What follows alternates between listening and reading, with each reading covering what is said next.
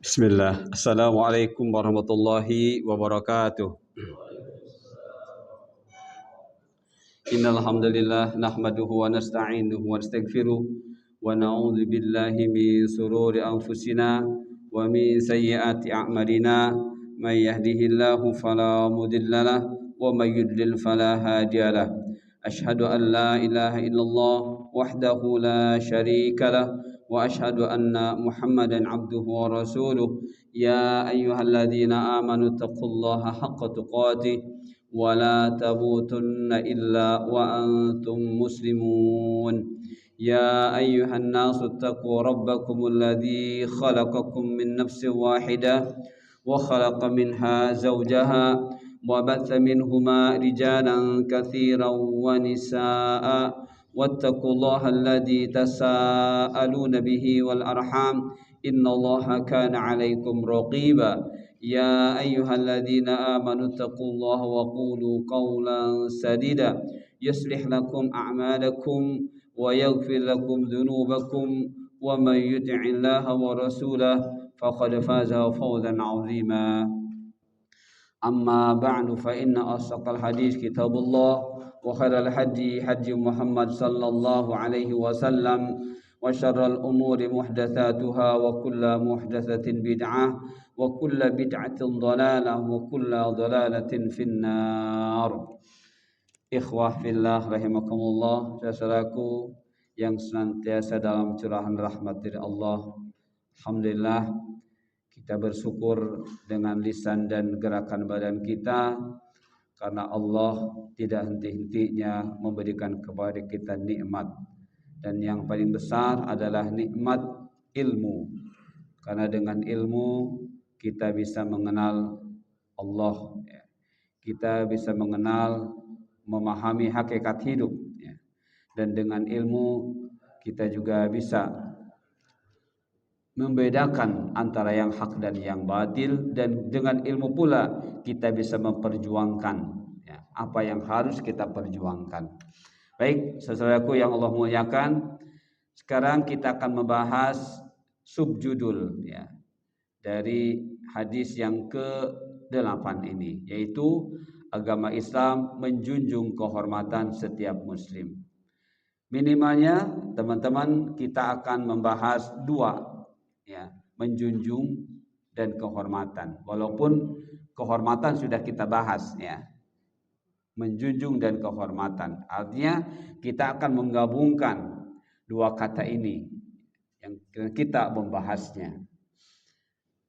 Dan minimalnya dua pertanyaan dalam membahas ini. Pertama, apa itu menjunjung?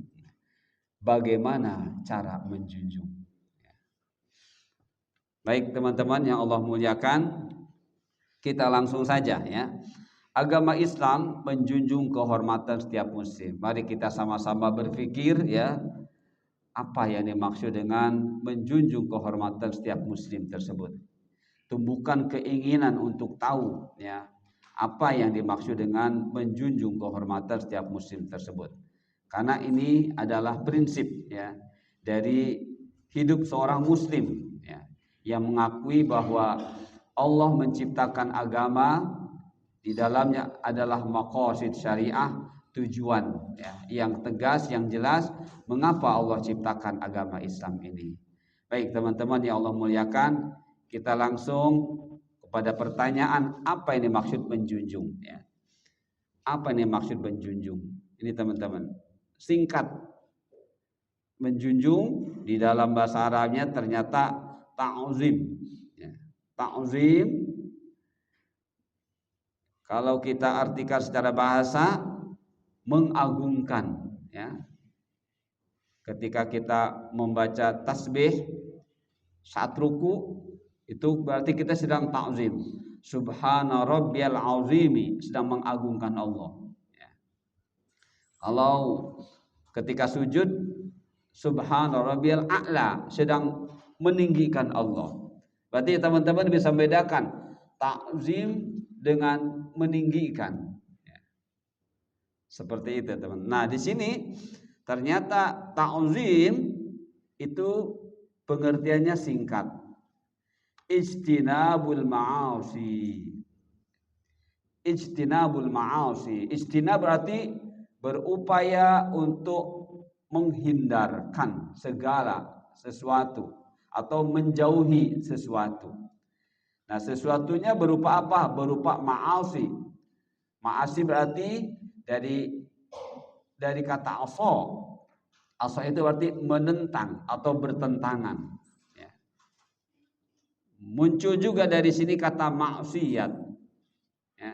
Makanya istinabul ma'asi yang merupakan pengertian dari ta'zim ini berlaku, ya, berlaku untuk apa?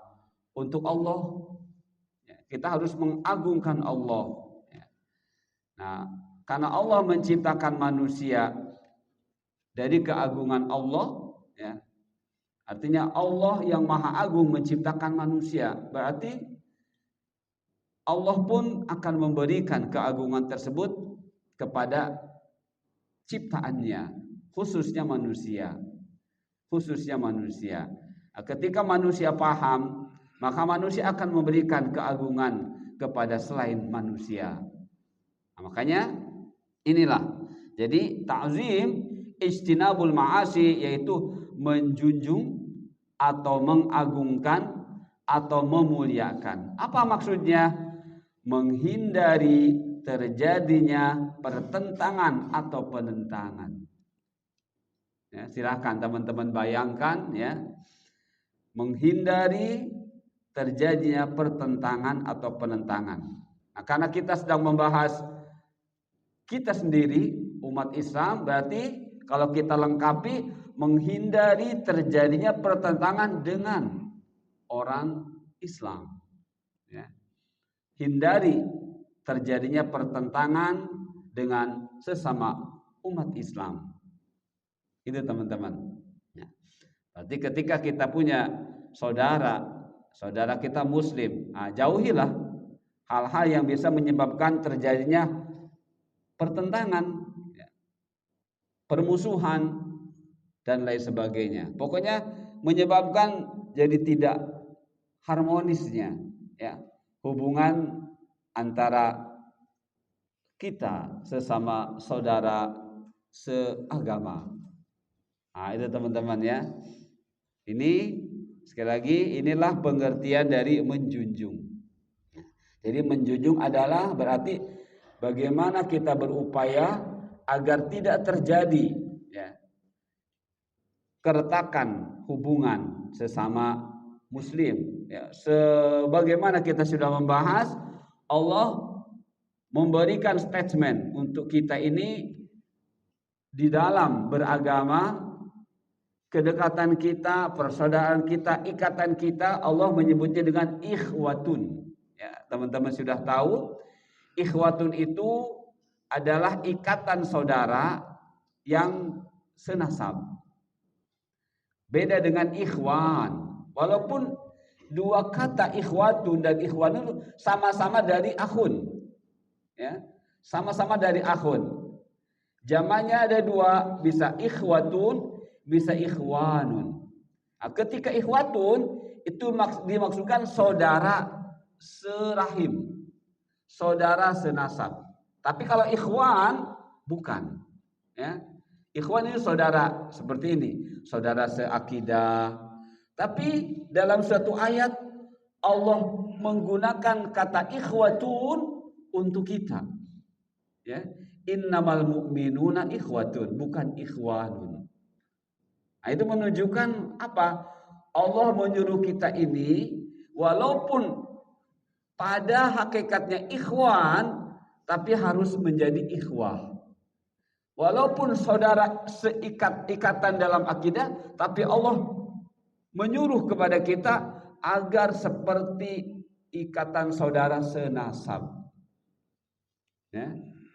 Agar kita ini walaupun bukan saudara senasab, tapi Allah menyuruh kalau engkau Muslim, jadilah engkau saudara senasab atau seperti saudara senasab. Nah, itu teman-teman, ya. Nah, inilah makanya kita bahas tentang menjunjung, ya, menjunjung, ya. Tahu ta'zim dalam bahasa Arabnya pengertiannya istinabu al-ma'asi. Baik. Ini pertanyaan pertama sudah kita jawab ya.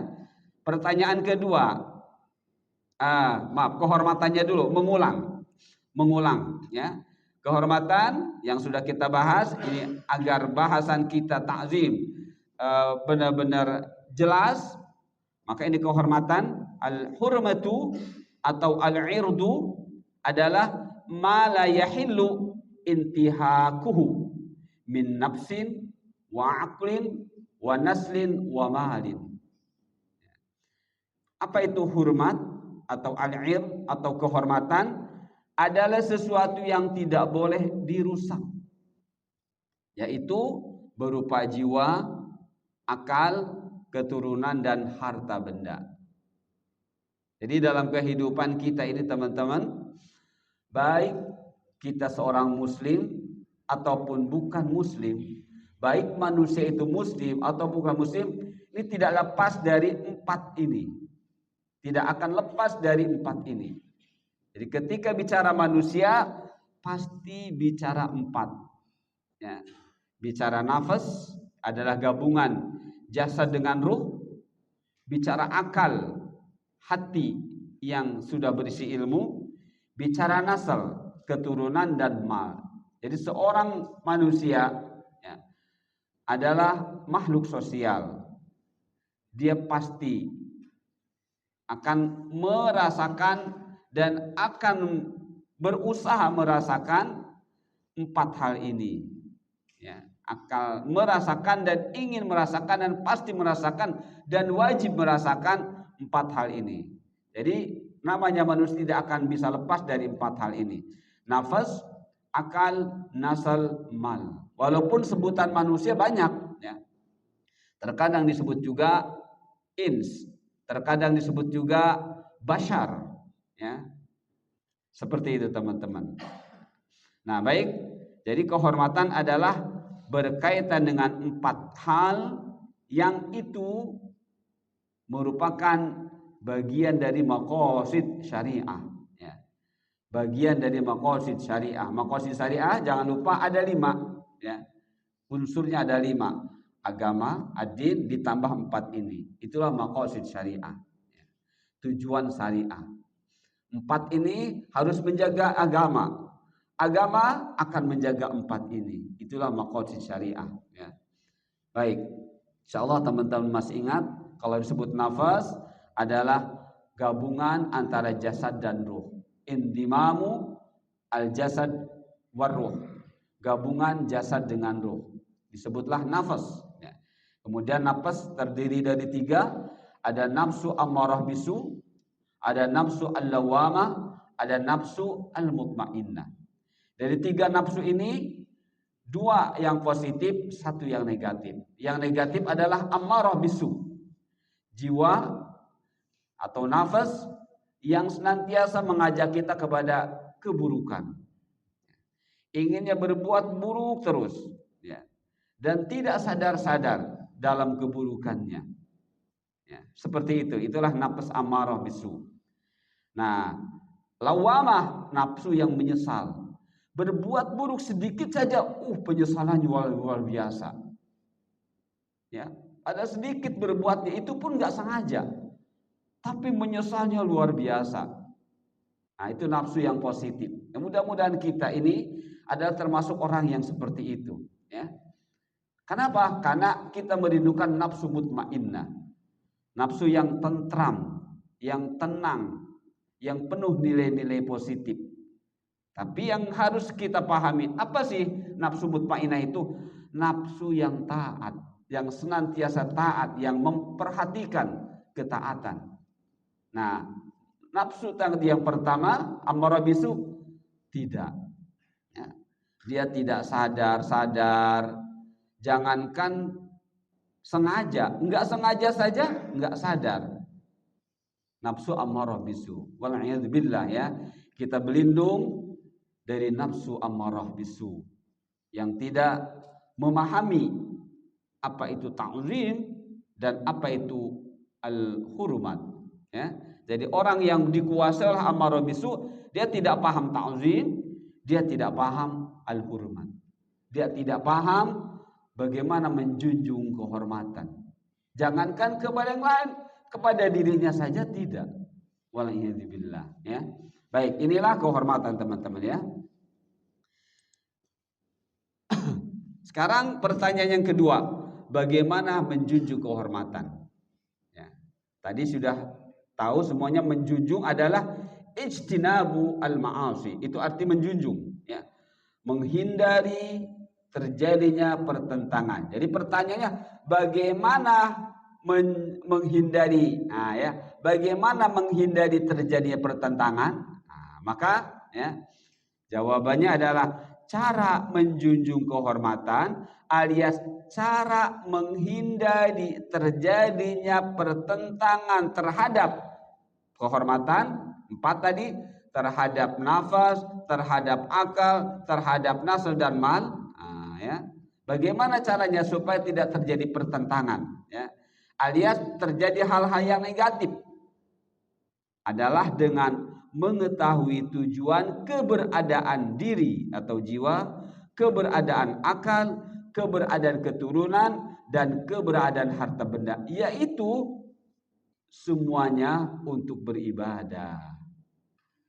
Jadi keberadaan 4 hal ini yang disebut dengan al-irad atau al-hurumat itu untuk beribadah, teman-teman. Ketika 4 hal ini tidak digunakan untuk beribadah, pasti itu namanya pertentangan. Itu namanya pertentangan. Ya, kita menggunakan harta benda kita tidak untuk ibadah, itu sudah pertentangan. Sama saja dengan kita malas sholat atau sholatnya tidak benar, kita sedang tidak mentakzim Allah. Ya. Siapapun yang melakukan ibadah, tapi ibadahnya tidak sesuai dengan yang Allah inginkan, itu sedang tidak mentakzim Allah. Ya. Sedang melakukan pertentangan kepada Allah atau dengan Allah. Nah, ketika kita tidak menggunakan nafas kita untuk supaya berada di lawamah, untuk supaya berada di mutmainnah, dan kita berada di amarah bisu, berarti kita sedang tidak mentakzim diri kita, ya. Kita sedang melakukan pertentangan dengan diri kita sendiri. Nah, begitu pula ketika kita bermusuhan, ya, kita meremehkan saudara-saudara kita, berarti kita sedang tidak mentakzim diri kita dan saudara-saudara kita.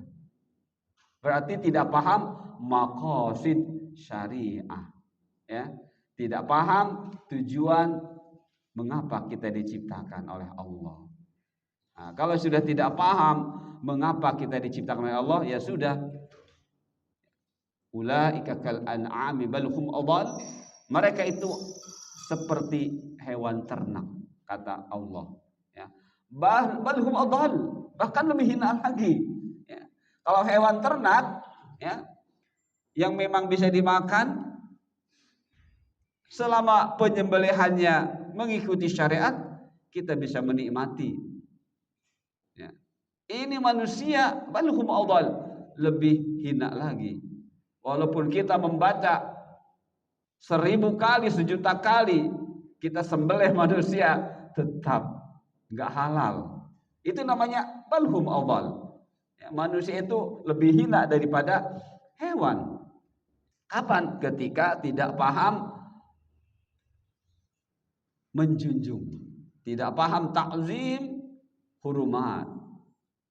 Jadi teman-teman ya, sekali lagi, bagaimana kita mentakzim, bagaimana kita menjunjung kehormatan ini adalah dengan kata lain, dengan beribadah.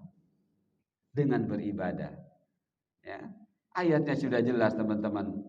Wa ma khalaqatul jinna wal ins illa liya'budun. Disebut ins itu jenis, ya.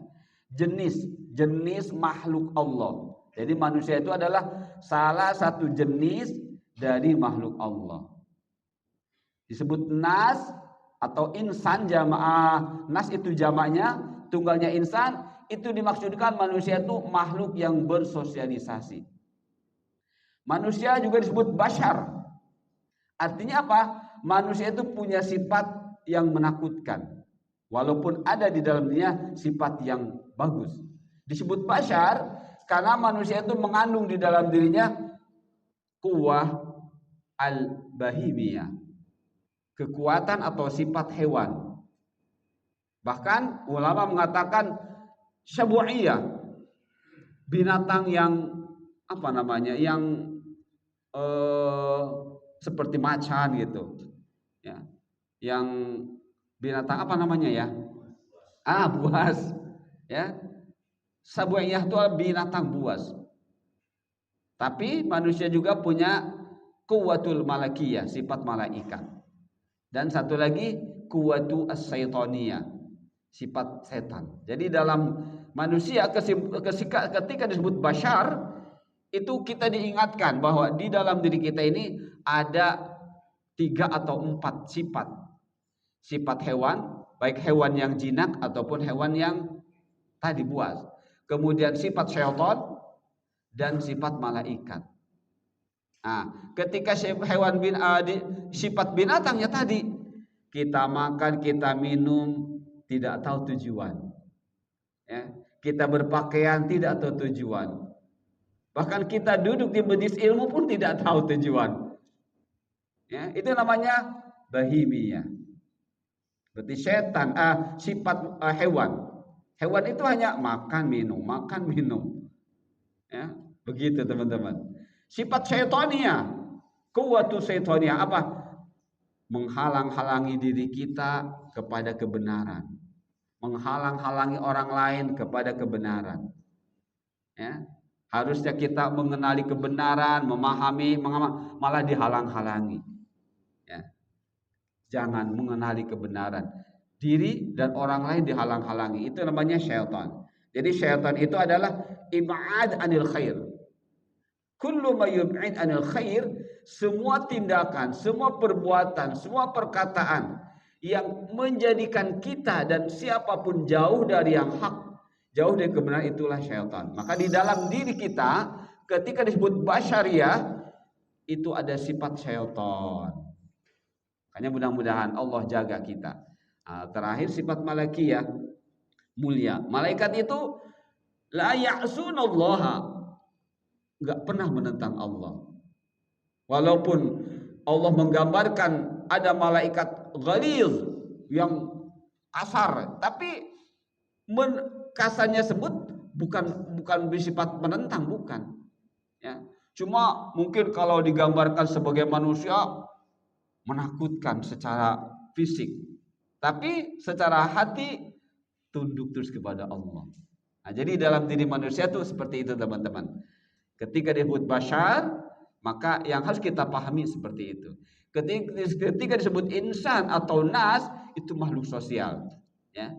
Ketika disebut ins, jenis dari macam-macam makhluk Allah.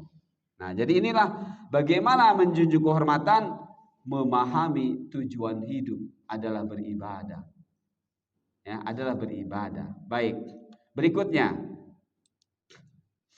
Nah, untuk memperkuat ya bahwa kita ini manusia diperintah oleh Allah untuk menjunjung kehormatan, ya, untuk menghindari terjadinya ketidaktepatan dalam menggunakan diri kita, dalam menggunakan harta benda kita, dalam menggunakan hati kita, dalam menggunakan keturunan kita. Maka adalah kata Allah harus paham beribadah, ya, harus mengerti, harus paham hakikat hidup. Lihat teman-teman, ya.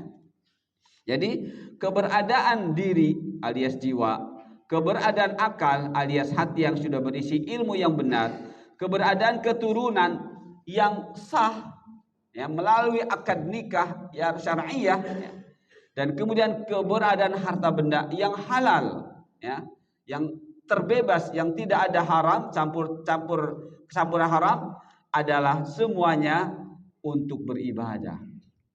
Kalau sudah salah satu dari 4 ini tidak memenuhi syarat, maka ibadahnya tidak benar. Sekarang seseorang sholat benar, ya, mengikuti tata cara sholat Rasulullah, tapi masih mengkonsumsi hal yang haram, baik yang dimakan atau yang dipakai. Walaupun dia sholatnya mengikuti sifat sholat Nabi, tidak jadi ibadah, gagal. Ya. Dia sholat benar, tidak mau makan hal-hal yang haram, tapi membiarkan punya keturunan dari hasil pernikahan yang tidak syar'i. Ya, dia Muslim, istrinya tidak. Dia sholat benar, tapi dia lupa bahwa istrinya itu bukan Muslim. Maka keturunannya pun, maka dia pun enggak bisa dinilai ibadah yang benar oleh Allah. Jadi 4 ini semuanya harus mengikuti ad-din, harus mengikuti apa yang ada dalam syariat Allah. Salah satunya tidak mengikuti syariat Allah, enggak jadi ibadah. Nah, makanya ini teman-teman, ayat 21 surah Al-Baqarah Allah berfirman, ya ayyuha. Saya ingatkan kepada teman-teman dan kepada diri saya sendiri, ketika kita membaca ayat-ayat Al-Quran, mendapati awal ayat ya ayyuha, yang harus kita pahami, kata para mufassirin, ini adalah perhatian Allah. Ya, ini adalah cara bagaimana Allah menyampaikan perhatiannya kepada hamba-hambanya, baik mereka yang Muslim ataupun yang tidak Muslim. Jadi ketika ya ayyuha, itu Allah sedang memberikan perhatian. Ya, memberikan perhatian. Berarti kita merasakan bahwa Allah itu dekat. Ya, Allah itu dekat. Seperti itu. Nah, di sini dalam ayat 21 surah Al-Baqarah Allah berfirman, ya ayyuhan nas, wahai manusia. Jamak dari insan, ya. Jamak dari insan. Berarti semua, ya, semuanya yang merasa dirinya manusia diberi perhatian oleh Allah, baik mereka yang sudah Muslim ataupun yang belum Muslim. Ya, Allah memberikan perhatian yang sama kepada mereka manusia, baik di dalamnya Muslim ataupun belum Muslim. Dengan apa perhatian yang Allah ingin sampaikan kepada manusia? Dengan berupa perintah beramal, yaitu u'budu, beribadahlah. Ya, beribadahlah kepada Rabb kalian. Ya, alias sembahlah Rabb kalian. Allah tidak menggunakan kata u'budullaha, tidak menggunakan u'budullaha, tapi Allah menggunakan Robba. Ya, Robba, dan dinisbatkan kepada kum, diidopahkan kepada kum. Kumnya kembali kepada kalian. Kalian itu manusia ini, kepada kita. Rob, kenapa Allah menggunakan kata Rob? Karena Allah ingin memperkenalkan kepada kita sebagai manusia supaya benar-benar paham mengapa diciptakan. Jadi kata Rob mengandung 3 makna, 3 nama Allah, yaitu Al-Khaliq, Ar-Raziq, Al-Muhawil. Al-Muhawil atau Al-Mudabbir. Khaliq berarti Allah yang Maha Pencipta. Berarti Allah mengingatkan keberadaanmu wahai manusia, ya, adalah makhluk. Engkau itu makhluk, engkau itu ciptaan.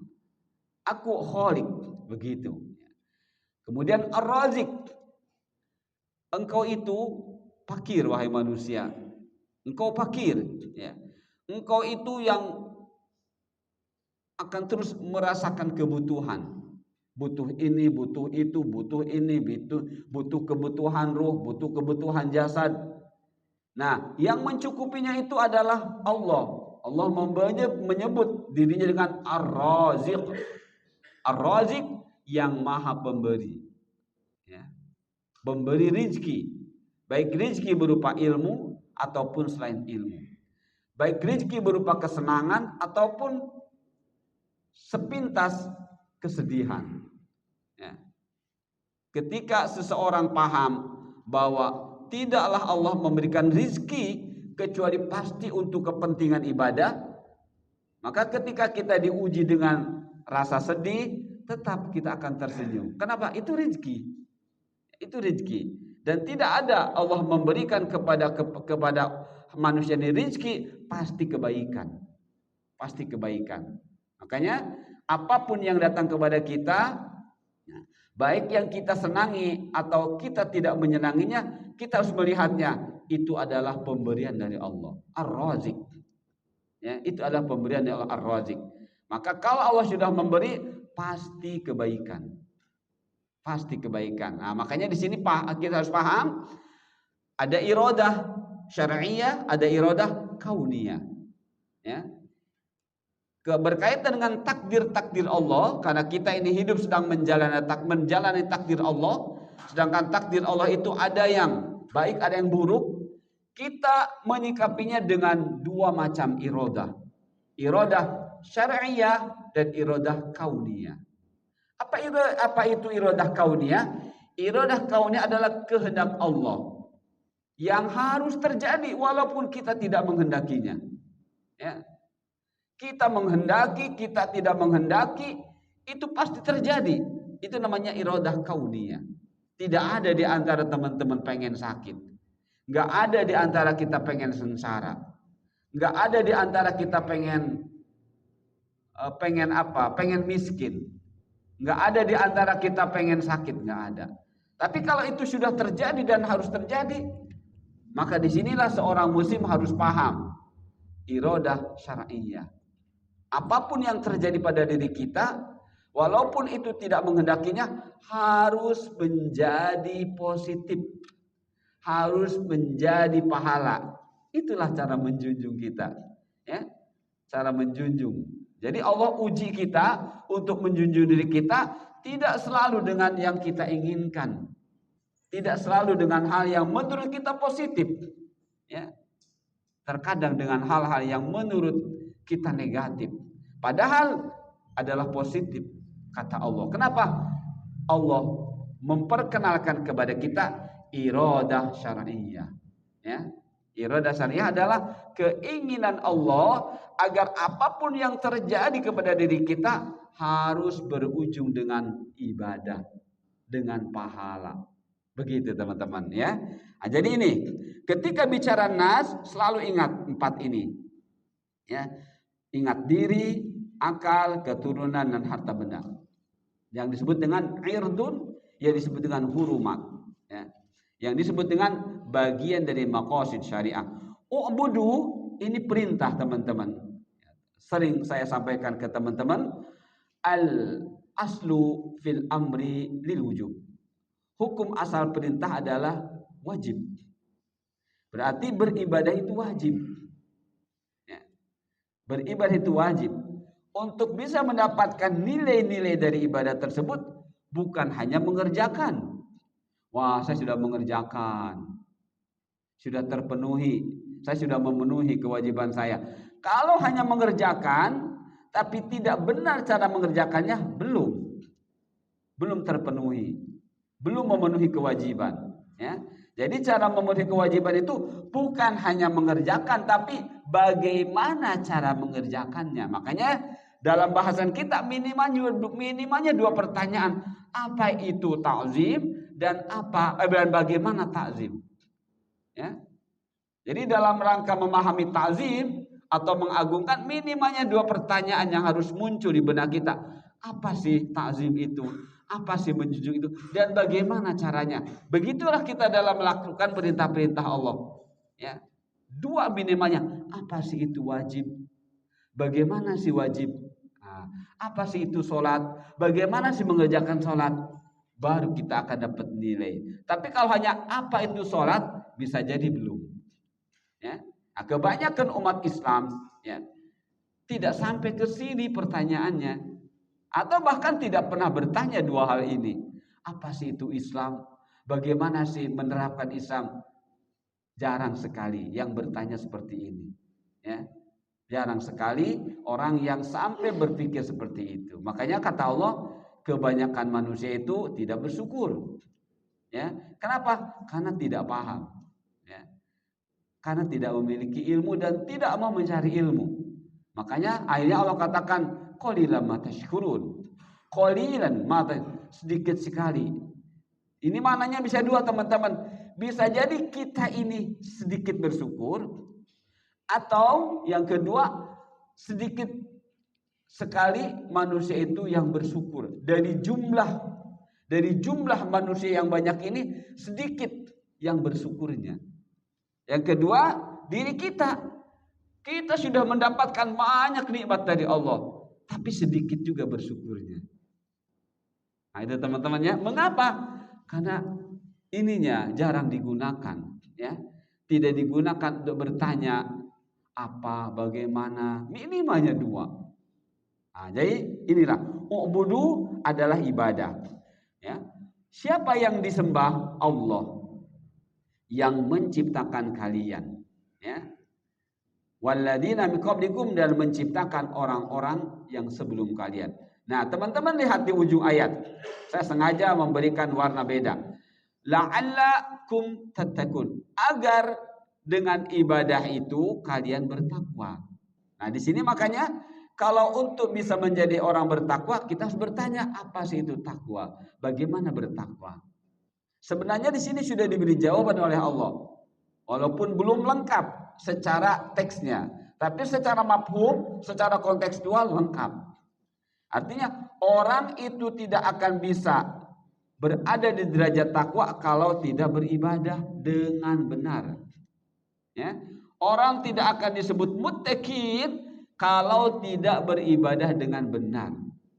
Nah, makanya untuk bisa beribadah dengan benar kita harus bertanya apa sih ibadah itu dan bagaimana ibadah itu. Nah, ketika kita mendapatkan jawaban apa itu ibadah dan bagaimana ibadah, maka kita sudah berada di posisi bertakwa. Sudah berada di posisi bertakwa. Kenapa? Karena orang ketika beribadah benar dan tahu apa itu ibadah, dia berarti pasti melakukan perintah-perintah Allah sesuai dengan yang diinginkan oleh Allah. Nah, makanya takwa ini definisinya ada definisi yang singkat tapi padat maknanya. Imtithal bi awamirillah wajtinabun nawahi. Definisi takwa ada dalam beberapa kitab tafsir, di antaranya tafsir Jalalain. Ketika disebut takwa, apa definisinya? Al-imtithalu bi awamirillahi wajtinabun nawahi. Imtithal adalah dari kata misal yang artinya contoh. Ketika berubah bunyi menjadi imtithal, artinya bukan contoh lagi teman-teman, tapi mencontoh, alias melakukan dengan cara mencontoh. Nah, seorang yang bertakwa saat dia melakukan perintah-perintah Allah tersebut harus mencontoh.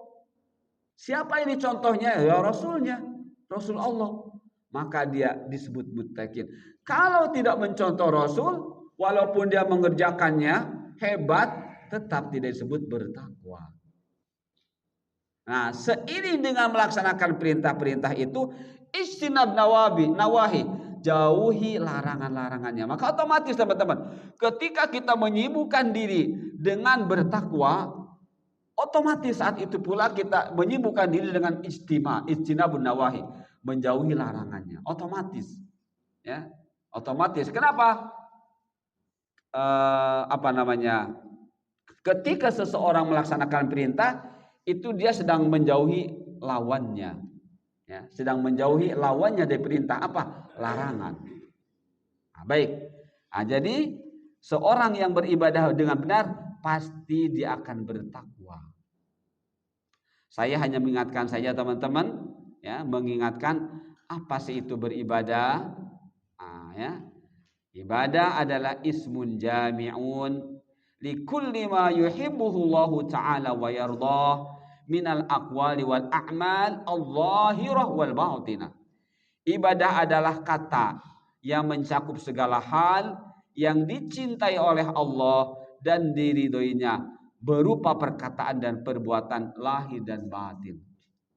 Nah, silahkan. Jadi kalau kita sudah paham ibadah, pengertian ibadah, definisi ibadah, maka kita tidak akan mengatakan ibadah itu sempit. Salat, zakat, puasa seperti yang ada di rukun Islam, enggak. Ya, tidak akan sempit ketika kita sudah paham apa itu ibadah. Ternyata semua yang kita kerjakan, aktivitas kita setiap hari, dari mulai bangun tidur sampai tidur lagi, dimanapun kita berada, harus kembali kepada ini. Ya. Jadi ibadah bukan hanya sholat saja. Ya. Bahkan ironis, habis sholat melakukan amal-amal yang Allah larang. Berarti sholatnya tidak bernilai. Kenapa? Tidak paham apa itu ibadah. Ya, tidak paham apa itu ibadah. Jadi inilah ibadah teman-teman. Teman-teman bisa mengecek dalam sebuah kitab yang namanya Mukhtasar Ma'arijul Qabul, ya. Al-Fasl Ats-Tsani. Mukhtasar Ma'arijul Qabul. Nah, inilah ibadah teman-teman ya. Al-ibadatu ya ismun jami'un likulli ma yuhibbuhu Allah taala wa yarda minal aqwali wal a'mali adh-dhahirah wal batinah. Jadi, setelah kita paham apa itu ibadah, semua ternyata aktivitas kita dimanapun harus menjadi ibadah. Harus bernilai pahala. Jadi kita mencari pahala bukan hanya lewat sholat saja, tapi justru dari sholat harus menelurkan semua amal-amal. Ya. Semua aktivitas kita dengan sholat yang benar ini harus bernilai ibadah. Ya. Walaupun kita pertama kali melihatnya ini masalah dunia, tapi setelah kita paham ibadah dan paham tujuan hidup, ya, ternyata semua harus jadi ibadah. Ya. Teman-teman menggunakan HP, memotret, itu harus jadi ibadah. Ya, dengan apa? Oh, saya motret untuk mendapatkan ilmu. Ilmu adalah perintah Allah untuk kita tuntut. Jadi ibadah. Ya, teman-teman nulis, ingat, kenapa nulis? Karena inilah salah satu cara memperoleh ilmu. Jadi ibadah. Ya. Jadi selalu ingat seperti itu teman-teman. Bahwa apa yang saya lakukan itu berdasarkan perintah Allah. Maka jadi ibadah. Kalau tidak begitu bisa jadi tidak ibadah. Jadi apapun yang teman-teman kerjakan insya Allah karena paham bahwa kehidupan ini adalah ibadah. Nah, baik. Kita lihat berikutnya. Jadi untuk mengetahui bahwa perkataan, perbuatan itu dicintai serta diridhai Allah. Jadi itu teman-teman, kita harus fokus. Jika ingin apa yang kita lakukan ini bernilai ibadah, maka harus seperti ini. Dicintaikah sehingga Allah pun ridho? Nah, gitu kan? Saya melakukan ini, apakah Allah cinta dengan yang saya lakukan? Mengapa? Kalau Allah cinta pasti Allah ridho. Nah, kalau kita tidak pandai-pandai bertanya, setiap kita beraktivitas dengan dua pertanyaan ini, apakah Allah cinta dengan yang saya kerjakan? Apakah Allah cinta dengan saya ucapkan? Insya Allah tidak akan benar ibadah. Ya. Jadi itulah yang mendorong kita asik beramal. Ya. Itulah yang mendorong kita sehingga kita semangat beramal. Ya, apa? Allah semoga cinta dengan yang saya lakukan. Semoga Allah cinta dengan perkataan saya. Seperti itu teman-teman ya. Nah, jadi untuk mengetahui bahwa perkataan perbuatan itu dicintai serta diridhai oleh Allah, maka harus dengan cara mencontoh Rasul sallallahu alaihi wasallam. Ya, ayatnya sudah sangat jelas, ayat 31 surah Ali Imran, ya. Bukan Al Imran, ya. Bukan Al Imran, Ali Imran, ya. Kalau Al Imran, Imran itu enggak perlu pakai alif lam, ya. Enggak perlu pakai alif lam. Kecuali Imronnya banyak boleh. Ketika kita ingin satu dari yang banyak itu boleh pakai al, ya. Al-Imran. Tapi di sini dalam ayat dalam surat bukan Al-Imran, Ali Imran, artinya keluarga Imran, ya. Nah, teman-teman, jelas ayatnya dalam surah Ali Imran, "Qul in kuntum tuhibbunallaha fattabi'uni" ila akhiril ayat. Nih ya, jadi apapun yang kita kerjakan harus mencontoh Rasul sallallahu alaihi wasallam, ya.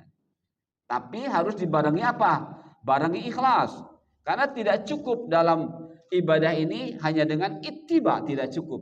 Harus ikhlas. Ikhlas itu apa? Harapan dari ittiba Rasul. Setelah kita ittiba, harapannya apa? Mendapatkan pahala. Nah, tidak ada yang bisa memberi pahala kecuali Allah. Maka ibadah itu akan jadi ketika ada ittiba dan ikhlas. Ya, ketika ada ikhlas dan ittiba. Seperti itu. Nah, kalau kita sudah mengikuti Rasulullah SAW, maka jadilah ibadah. Kalau sudah ibadahnya mengikuti Rasulullah, ittiba dan ikhlas, maka jadilah kita orang yang bertakwa. Nah, untuk memperjelas teman-teman, seperti apa sih ciri-ciri orang itu sudah bertakwa? Nah, kita lihat. Ciri-ciri orang itu sudah bertakwa. Dia punya sifat kehati-hatian, berhati-hati. Mau bicara hati-hati. Apakah Allah cinta dengan perkataan yang akan saya katakan? Kenapa? Karena kalau Allah tidak cinta, berarti lawannya Allah benci. Jadi orang bertakwa selalu berhati-hati. Karena Rasulullah tidak pernah mengajarkan kepada kita berkata-kata kecuali yang bernilai pahala. Tidak pernah Rasulullah mengajarkan kepada kita menggibah. Enggak pernah Rasulullah menyuruh kita, mencolok kita mengadu domba. Ya kan? Tidak pernah Rasulullah mengajarkan kepada kita menghasut. Tidak pernah Rasul mengajarkan kita menghina orang. Enggak ada. Maka orang bertakwa harus punya sifat hati-hati. Mau berkata hati-hati, mau memandang hati-hati, mau mendengar hati-hati. Layakkah saya mendengar ini? Ya. Pantaskah kalau saya dengar kata-kata ini? Ya, ketika ngerumpi malah ikut dengar. Apakah Rasulullah pernah mengajarkan kita untuk mendengar hal-hal yang akan mendatangkan dosa? Tidak. Ini teman-teman ya. Jadi orang yang bertakwa harus punya sifat hati-hati. Menjaga diri. Ya, tadi menjaga diri, kemudian memelihara diri, membentengi diri. Dari apa? Agar tidak jatuh kepada perbuatan dosa. Ketika seseorang hamba tidak hati-hati dalam berkata, dalam melihat, dalam mendengar, dalam apapun, maka besar kemungkinan jatuh kepada dosa. Jatuh kepada dosa. Nah, ini ketika orang itu ingin menjadi bertakwa, ya, maka dia harus mulai berjuang menumbuhkan di dalam dirinya kehati-hatian, ya, penjagaan diri. Ya. Ini mungkin kalau kita sebut ini namanya defensif, pertahanan, ya, pertahanan. Bagaimana ofensifnya? Perlawanannya tadi ketika ada orang mencaci maki, kita bertahan. Ofensifnya apa? Maafkan. Gitu ya. Ketika ada orang menghina-hina kita, jaga diri. Jangan sampai membalas hinaan tersebut. Ya. Jangan sampai. Tapi boleh nggak kita ingatkan? Boleh. Ya. Sebagai apa? Kata Allah, intan apa? Ilamanin tasorot.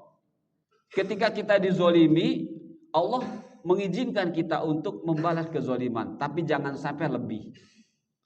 Kalau lebih dari yang kita dapat, maka kita malah sudah berbuat zolim. Makanya alangkah baiknya, ya, alangkah baiknya kalau kita memang bisa, nggak usah dibalas. Tapi kalau membalas, Allah tidak melarangnya. Hanya jangan sampai berlebihan. Kalau berlebihan, kita jadi berbalik zolim. Teman-teman ya. Nah, jadi ini semuanya defensif kita sebagai bentuk pertahanan di dalam diri kita. Ofensifnya nanti kita pelajari lagi. Memaafkan, berarti itu ofensifnya, ya. Seperti itu. Kemudian mensucikan diri dan membersihkan diri mensucikan diri dari kotoran lahir dan batin. Kotoran batin apa teman-teman? Ini dosa yang sumbernya dalam hati. Penyakit-penyakit hati. Ya. Penyakit-penyakit hati, hasad, ya, alias dengki, iri hati, kemunafikan, kefasikan, ya, yang dikuasai oleh amarah bisu. Ya. Jadi ketika orang itu suka hasad alias dengki, iri hati, ya, enggak senang, itu berarti dia sedang berada dalam amarah bisu. Maka kita segera selamatkan, bersihkan dengan cara apa? Dengan cara pahamkan kepada diri kita bahwa keberadaanmu di dunia ini bukan untuk itu. Ya, bukan untuk menumbuhkan hasad, bukan untuk menumbuhkan iri dengki, bukan untuk menumbuhkan permusuhan, bukan untuk menghina-hina orang, bukan. Tapi engkau itu untuk beribadah kepada Allah. Itu teman-teman ya. Jadi Allah sudah memberikan bagaimana cara membersihkan hati, beramal mengikuti Rasul, berwudu dengan benar itu berujung ampunan dosa, dibersihkan segala kotoran. Makan minum dengan benar berujung ampunan dosa. Sholat dengan benar berujung ampunan dosa. Hampir setiap semua amalan yang dicontohkan Rasul itu berkonsekuensi ampunan dosa. Nah, kalau kita sudah paham itu, maka berarti kita sudah bertakwa. Ya, tapi kalau belum paham untuk apa menuntut ilmu, berarti belum bertakwa, teman-teman. Nah, kemudian takut. Ada takut disebut khauf, ada takut disebut khosyah. Teman-teman sudah paham semuanya. Ketika takut khauf itu hubungannya dengan makhluk Allah. Ya. Ketika kita melihat sesuatu yang mengancam kita, ya, membahayakan diri kita dari makhluk Allah, itu namanya khauf. Ya. Maka ketika khauf itu adalah kita bisa menghindar dari rasa takut itu. Ya. Baik kita dengan melawan atau lari. Ya, tergantung kemampuan kita. Yang penting cara menghindar dari rasa takut yang membahayakan ini tidak boleh keluar dari syariat. Makanya tidak boleh keluar dari syariat. Makanya kita harus khosyah. Ya. Seorang yang khaufnya benar, dia punya rasa khosyah. Seorang yang khosyahnya benar, dia akan tumbuh rasa khauf. Khosyah adalah rasa takut kepada yang kita takuti dan kita tidak bisa menghindar dari yang kita takuti itu. Dan ini hanya tepat kepada Allah. Ya, hanya tepat kepada. Ketika kita punya khosyah kepada manusia, tidak ada manusianya, tetap aja punya rasa takut, itu berbahaya, teman-teman. Itu berbahaya, ya. Rasa takutnya enggak hilang-hilang. Padahal orang yang kita takuti enggak ada. Itu bisa berbahaya. Lama-lama bisa depresi, ujungnya GILA. Nah, itu bahaya. Ya, itu bahaya. Jadi tempatkan rasa takut ini secara proporsional. Khosyah kepada Allah, khauf kepada makhluk Allah. Apa artinya? Kita bisa menghindar dari takut ini dengan mengikuti perintah Allah. Nah, kita mengikuti perintah Allah, itulah bentuk khosyah kita kepada Allah. Ya. Jadi seorang yang punya khosyah kepada Allah pasti punya khauf. Orang yang khaufnya benar pasti punya khosyah. Nah, itulah orang yang bertakwa. Yang satu lagi, rasa takut yang tidak boleh dimiliki oleh orang Islam. Ru'bu, takut kepada kebenaran. Ya, teman-teman ngajak, yuk ngaji yuk di sini. Ngaji apa? Ah, nggak mau ah, itu mah Wahabi. Itu ru'bu namanya. Jadi orang yang takut kepada kebenaran itu punya penyakit ru'bu. Dan itu tidak akan dimiliki kecuali orang-orang yang sudah tumbuh di dalam dirinya nifaq, penyakit kemunafikan. Wal'iyadzubillah. Nah, kemudian menyerahkan diri. Ini istislam, menyerahkan diri, ya. Kemudian menyembah, harus menyembah Allah. Kemudian mengikhlaskan diri kepada Allah saja. Inilah teman-teman, ya, kata-kata kunci jika kita ingin melihat diri kita atau saudara kita bertakwa atau tidak. Sudah benar belum takwanya? Kalau kita melihat teman-teman kita masih suka tadi, lisannya tidak terkontrol, masih suka mencaci, memaki, menggibah, meremehkan, menggunjing, mengumpat, macam-macam. Kita sudah bisa melihat, oh berarti dia belum bertakwa kepada Allah. Ya, belum bertakwa kepada Allah. Kenapa? Masih begitu lisannya. Ya, berarti lisan ini menunjukkan hatinya. Seperti itu ya. Nah, baik, untuk waktunya tidak cukup nih teman-teman. Membedakan, ya. Allah menyebut lawan dari muttaqin mujrimun.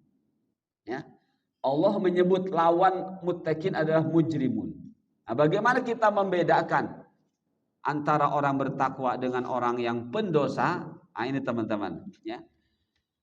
Kalau orang bertakwa itu selalu berusaha mengisi hatinya dengan ilmu yang benar. Ya. Orang yang bertakwa selalu berupaya mengisi hatinya dengan ilmu yang benar. Ya. Pahami dengan benar, sebelum paham terus cari. Sampai ilmu tersebut menjadi nur, menjadi cahaya. Ya. Yang dimaksud cahaya, kita berkemampuan membedakan mana yang benar, mana yang salah. Mana syubhat, mana bukan syubhat. Mana yang boleh, mana yang tidak. Sampai kita paham hukum-hukum taklifi. Apa itu haram, apa itu makruh, apa itu wajib, apa itu sunnah, apa itu mubah atau ibahah. Kita paham itu. Ya. Kita paham. Sampai kita paham hukum-hukum yang 5 hukum taklifi ini pun bisa berubah-ubah. Alias dalam tata cara mengerjakannya. Al-hukmu yaduru mal illati wujudan wa adaman. Hukum-hukum taklifi itu ya secara kontekstual bisa berubah-ubah karena situasi dan kondisi. Nah, ketika seorang paham seperti itu, insya Allah itu namanya nur, itu namanya cahaya. Tapi kalau orang yang tidak paham, pertama tidak paham hukum taklifi, tidak paham bahwa hukum ini akan berubah-ubah, dia belum menjadikan cahaya, belum menjadikan ilmunya cahaya untuk dirinya. Ya, nah, begitu teman-teman. Nah, kalau sudah ilmu yang dipahami dengan benar menjadi cahaya buat dirinya, maka dia adalah orang yang taat. Maka akan tumbuh dari dirinya amal-amalan ketaatan, apapun ketaatan, ya, seperti itu. Nah, itulah disebut dengan amal soleh. Jadi amal soleh itu adalah amal yang lahir dari ketaatan kepada Allah. Mengapa? Karena amal tersebut cara mengerjakannya mengikuti perintah Allah dan mencontoh Rasul Sallallahu Alaihi Wasallam. Itulah amal soleh, teman-teman. Ketika tidak seperti ini, tidak disebut amal soleh. Nah, makanya ini lawan dari muttaqun adalah mujrim. Ya. Seperti apa orang mujrim itu, pendosa itu? Selalu mengisi hatinya dengan syubhat dan syahwat. Insya Allah teman-teman paham. Ketika disebut syubhat, apa yang kita pahami? Ilmu. Ya. Ketika disebut syubhat, maka kaitannya dengan ilmu. Ilmu yang mana? Ilmu yang tidak dipahami dengan benar. Ya. Ilmu yang asal masuk-masuk saja. Ternyata itu ada subhat di dalamnya. Imam Syafi'i mengingatkan kita, orang yang belajar tapi tidak menyibukkan diri dengan mengetahui dalil-dalil, maka orang itu seperti pencari kayu bakar di malam hari yang tidak akan lepas dari bahaya mengancam dirinya. Gitu teman-teman ya. Jadi orang yang belajar tapi tidak menyibukkan diri, ini yang disampaikan Pak Ustadz ini betul atau tidak ya? Udah pokoknya pasti betul. Saya tidak meragukan lagi, dia pasti betul. Yang lain nggak mau, dia saja. Itu bukan penuntut ilmu yang benar. Ya, tipe orang seperti itu adalah tipe bukan penuntut ilmu yang benar. Penuntut ilmu yang benar itu kata Imam Syafi'i harus selalu bergejolak pikirannya. Ya, selalu bergejolak. Benar enggak ya yang disampaikan ini? Nah, benar enggak ya? Cari dari berbagai macam ustadz. Cari dari berbagai penyampai. Jangan kita khususkan dari satu penyampai saja. Nah, di situ kita sedang ditumbuhkan kecerdasan kita, akal kita.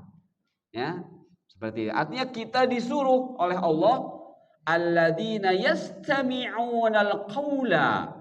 Ini ayat menyuruh kita untuk mencari guru sebanyak-banyaknya, ya, mencari sumber sebanyak-banyaknya, tapi fayattabi'una ahsana. Allah menyuruh kita pandai menyaring, ya, menyaring. Ahsana, ikuti. Kalau dalam terjemahannya yang terbaiknya, dimaksudkan bukan yang terbaiknya, ikuti yang benarnya. Nah, jadi kita ini disuruh menyaring, teman-teman. Jadi teman-teman jangan juga mencukupkan hanya dari saya. Walaupun terus terang, ketika saya akan menyampaikan, saya harus buka berbagai macam sumber. Entah itu dari kitab-kitab hadis, atau tafsir, atau kitab-kitab yang hasil tulisan para ulama. Nah, baru saya sampaikan. Kalau belum begitu saya tidak berani menyampaikan. Kenapa? Tanggung jawab nanti di akhirat. Ya, makanya seorang penyampai harus amanah, harus jujur. Ya, nah itu teman-teman. Jadi orang yang mujrim selalu mengisi hatinya dengan syubhat dan syahwat. Syubhat kaitan dengan ilmu, syahwat kaitan dengan dunia. Ketika kita tidak menggunakan duniawiyah kita sebagaimana yang Allah inginkan, itu namanya syahwat. Ketika kita tidak menggunakan ilmu kita dalam ibadah dengan benar, itu namanya syubhat. Ya, syubhat kaitan dengan ilmu, syahwat kaitan dengan duniawiyah. Ketika semua berujung dosa, itulah membahayakan, itulah mujrimun. Nah, jadi orang yang di dalam hatinya syubhat dan syahwat pasti bukan ilmu. Nah, makanya melahirkan kegelapan alias zulumat. Walaupun dia beramal, tapi tetap amalnya tidak bermanfaat buat dirinya. Bahkan akan merembet ke siapapun yang berteman dengannya. Makanya Rasul mengingatkan, almar'u ala dini khalilih falyandur man yukhalilu. Seseorang itu akan sangat tergantung kepada agama temannya. Maka berhati-hatilah dengan siapa engkau berteman. Ya, jadi di sini teman-teman, orang yang paham ta'zim, yang paham bagaimana memuliakan kehormatan, dia harus berhati-hati mencari teman. Ya, harus berhati-hati. Siapa yang menyuruh hati-hati? Syariat sendiri. Untuk apa? Untuk menyelamatkan 4 ini. Ya, untuk menyelamatkan 4 ini. Seperti itu. Nah, kalau sudah kegelapan, maksiat. Jadi sholatnya nggak bermanfaat, puasanya nggak bermanfaat selama dia masih seperti itu. Ya, masih tidak menjaga lisannya, masih tidak menjaga pendengarannya, masih tidak menjaga bagaimana berteman yang benar, pasti kemaksiatan. Dan kalau sudah kemaksiatan, namanya amal sayyi'ah. Atau nama lain amal tolih. Kalau ini pakai sod, kalau ini pakai tolih, atau amal sayyi. Waliyadzubillah. Waktunya tidak cukup teman-teman. Ya, baik, karena tidak cukup berarti insya Allah lanjutannya masih bahasan ini Sabtu depan. Ya, ayatnya insya Allah ya. Ayatnya. Baik, itu saja teman-teman. Mudah-mudahan Allah terus membimbing kita dan kita pun merasakan bahwa Allah membimbing kita. Subhanakallahumma bihamdika asyhadu an la ilaha illa anta astaghfiruka wa atubu ilaik. Wassalamualaikum warahmatullahi wabarakatuh.